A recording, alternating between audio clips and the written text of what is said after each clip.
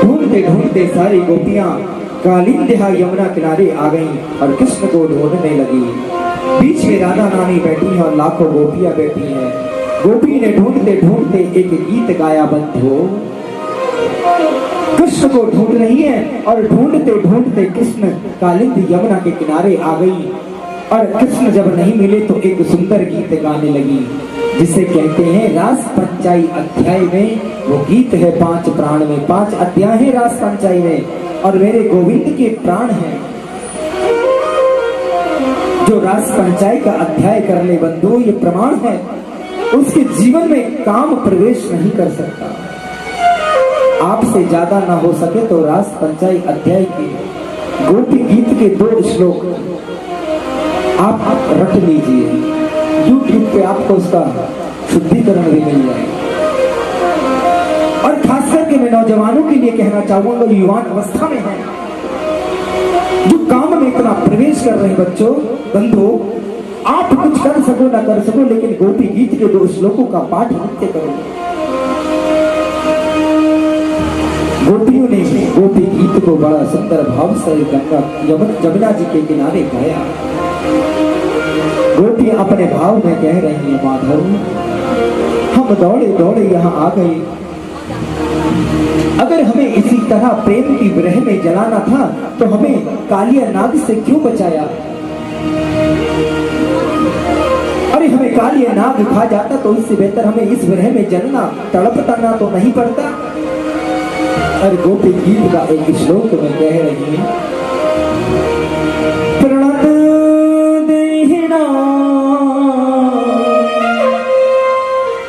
पाप कर्षणम तृण चरणानुगम श्रीनिकेतनम। हे गोविंद, आपके चरण सभी पापों का प्रक्षालन कर देते हैं। सभी दैविक भौतिक जितने भी ताप हैं, आपके चरणों का स्पर्श जिसे हो जाए उसे दैविक भौतिक ताप को जो प्रताप हैं, तीनों प्रकार के जो ताप हैं, तापत्रयोन्मूलम, सभी तापों का नाश कर देते हैं। आप हमें छोड़ गए, हमारे मन में बड़ी विरह है। हम इसलिए रोते हैं कि आपके इतने कोमल चरण हैं, उन चरणों का हम दर्शन करते हैं। और कह रहे हैं, तब कथामृतम तप्त जीवनम कवि धीरितम कल्मषापः श्रवणं मंगलम श्रीमदातम भुवि ग्रहण दीते भूरिदा। तब कथामृतम तत्व जीवन,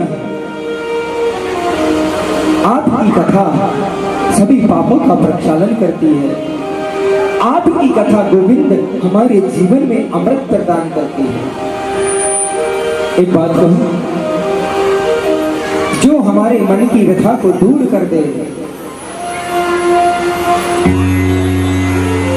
शब्द स्पर्श रूप गंध और रस, शब्द स्पर्श रूप गंध और रस, इनसे दूर करते वही कथा है। तब कथामृतम तप्त जीवनम। गोपियां कह रही हैं, हे गोविंद, आपकी कथा से हमें अमृत प्रदान होता है। मैं रोज कहता हूं कथा में, और सप्तम दिवस तक यही कहूंगा बंधुओं, श्रीमद् भागवत महापुराण की कथा अतुल्य है, देवताओं को भी दुर्लभ थी ये। और आपका परम सौभाग्य है कि आप इस प्रांगण में आकर श्रीमद् भागवत की कथा का श्रवण कर रहे हैं। सौभाग्य है, परम सौभाग्य है कि आप श्रवण कर रहे हैं। न जाने कितने लोग बाहर ताश पत्तों में खेल रहे हैं, गर्मी के मारे आ नहीं सकते, लेकिन आपकी भक्ति को मैं प्रणाम करता हूं। मैं जानता हूं कि आप सबके लिए हवा नहीं उपलब्ध